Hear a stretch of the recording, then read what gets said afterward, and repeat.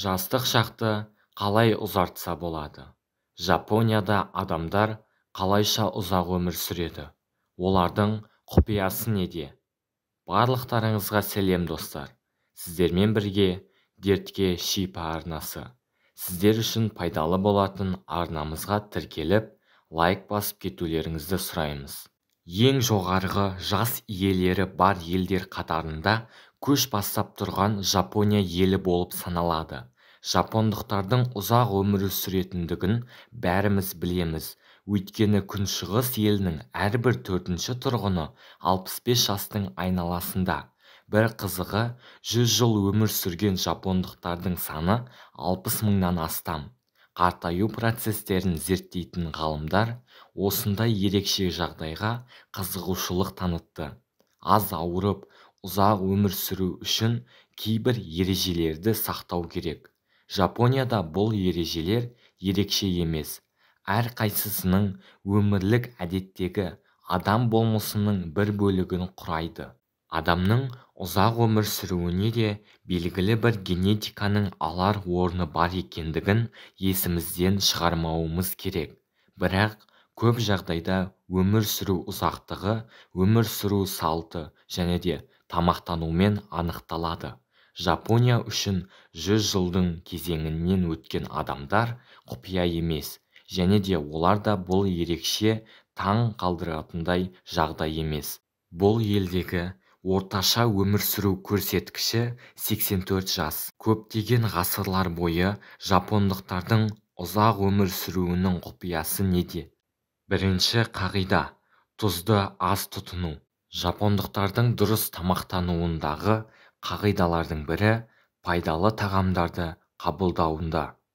Ал біздің отандастарымыз жапондықтарға қарағанда тұзды әлдеқайда көп пайдаланады. Бұрынғы уақытта жапондықтар 40 граммға дейін тұз тұтынған. Бұл жағдай қан қысымының жоғарылауына және де жүрек проблемаларының, қан тамыр ауруларының, инфаркт және де инсультқа алып келген. Бүгінгі таңда жапондықтардың рационында тұз аз мөлшерде қолданылады. Ұзақ өмір сүрудің екінші қағидасы: тойғанша тамақтанбау. Жапондықтар, әсіресе жапондық қыздар ешқашан артық тамақтанбайды. Тек қана 80%-ын жейді. Және де үстелден сәл аштық сезімімен тұрады екен. Бұл туралы салауатты өмір салтын ұстануға тырысатын көптеген адамдар біледі. Диетологтар да үнемі тамақтан тыс тамақтануды дұрыс емес екендігін айтады. Шектен тыс жеу бұл біздің денеміздің тез толуына алып келеді. Жапонияда тағамдар әрқашан кішкентай табақтарда беріледі. Бұл ережені барлық жапондықтар ұстануға тырысады. Әр күні көкөністер мен жемістердің кем дегенде 7 түрін пайдаланады. Диетаның басым бөлігін дәнді дақылдар құрайды, және бұл елде сәнқой қыздар сымбатын сақтау үшін тазартылған ақ қанттан мүлдем бас тартады. Жапондықтардың орташа рационында ең көбі сәбіз, қырыққабат, бұрыш сияқты тағамдар. Үшінші қағида: ыстық тамақтардан бас тарту. Біраз уақыттан бұрын Жапонияда асқазанның қатерлі ісігінен болатын өлім көрсеткіші жоғары болды. Ыстық тағамдарды тұтыну бұл ас қорытудағы патологиялық процестердің таралуына алып келеді. Біздің денемізге зиянды тек қана ыстық тағамдар ғана емес, сонымен қатар ыстық сусындар да бар. Төртінші қағида: жемістер мен көкөністерді тұтыну. Жапондықтардың ас мәзірінде көкөністердің және жемістердің мөлшері көп. Сонымен қатар диетаның негізі балық, тауық еті, өсімдіктердің майы және де теңіз өнімдері. Жапондықтар тауық жұмыртқаларын сирек жейді және сиыр етін үнемі мерекелерде ғана тұтынады. Жапон асханасында қант пен сүт мүлдем жоқ десе де болады. Бесінші қағида: пісіру ерекшелігі. Жапонияда қуырылған тағамдарды сирек кездестіруге болады. Жапон асханасында көбірек қайнатылған тағамдар мен пісірілген тағамдарды жиі кездестіресіз. Тамақты асықпай баяу жеу үшін бамбук таяқшаларын пайдаланады. Нәтижесінде жапондықтар бір тамақты орташа есеппен мөлшерден 20% азырақ жейді. 6-шы қағида – физикалық белсенділік. Жапондықтар адамға энергия беретін, жиі серуендеу және де таңертеңгі пайдалы гимнастиканың түрлерімен белсенді айналысады және де бұл өмірінің айналмас бір бөлігі. Қартайғанға дейінгі түзу қалпын сақтау бұл өте маңызды. Барлық мүшелерге дұрыс қан ағымын қамтамасыз етеді және құлау мен ауыр жарақаттарды болдырмайды. 7-ші қағида – жоғарғы және қолжетімді медицина.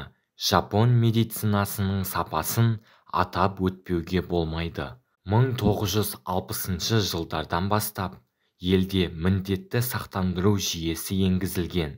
Сондықтан осы елдің тұрғындарына емделудің кез келген түрі қолжетімді. Жапондықтардың ұзақ өмір сүруінің 8-ші құпиясы – күн сәулесінен қорғану. Денемізді ультракүлгін сәулелерден қорғау үшін және де кәріліктің ерте келмегенін қаласаңыз, теріңізді күннен қорғау қағидасы ұсынылады. 9-шы қағида – депрессияға берілмеу. Қазіргі өмір қарқынына қарамастан, ғалымдар проблемалар мен қиыншылықтарды оңай еңсеріп, оларға аз көңіл бөлу керек деп кеңес береді. Депрессиядан емделудің ең жақсы әдісі жиі күлімсіреу, позитивті адамдармен сөйлесу. Тізімдегі 10-шы қағида – көк шай ішу. Жапондықтар шай рәсімін өткізуді ұнатады. Бұл елдің тұрғындары сыйлы адамдарға көк шай ұсынады. Оның құрамында көптеген пайдалы қоректі заттар бар және де бұл сусынның негізгі қасиеті антиоксиданттық болып табылады. Бүкіл денеге жан-жақты әсер ете отырып, организмнен токсиндерді кетіруге және де метаболизмді жақсартуға оң әсер береді. Сусынның компоненттері қабынуға қарсы көптеген созылмалы аурулардың ағымын тежейді. Көк шай сергітетін әсерге де ие. Ұйқышылдықты басады және де күш-қуат береді. Сонымен қатар ісінуді кетіруге, зәр шығару жұмысын жақсартуға көмектеседі. Бұл емдік қасиеті бар сусынды қалыпты тұтыну жүрек қан тамыр жұмыстарына оң әсер етеді. Көк шайға жасмин гүлдерін қосып ішу холестериннің пайда болуын тоқтатады. Кәрілікті мүлдем болдырмау мүмкін емес. Бұл физиологиялық процесс ерте ме кеш пе барлық тіршілік иелерінде болатыны сөзсіз. Дегенмен де осы қағидаларды ұстана отырып, қанша жасқа жетсеңіз де жігерлі, қуатты, жас қалпыңызды сақтай аласыз. Ем болсын. Құрметті көрермен, видео пайдалы болды деген ойдамын.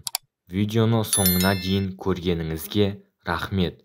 Айтылған кеңестерді тыңдап қана қоймай, өміріңізде қолданыңыз. Егер видео ұнаған болса, біздің арнаға тіркеліп, осы видеоға лайк баса кетіңіз. Сау, саламатта болыңыздар. Аман болыңыз.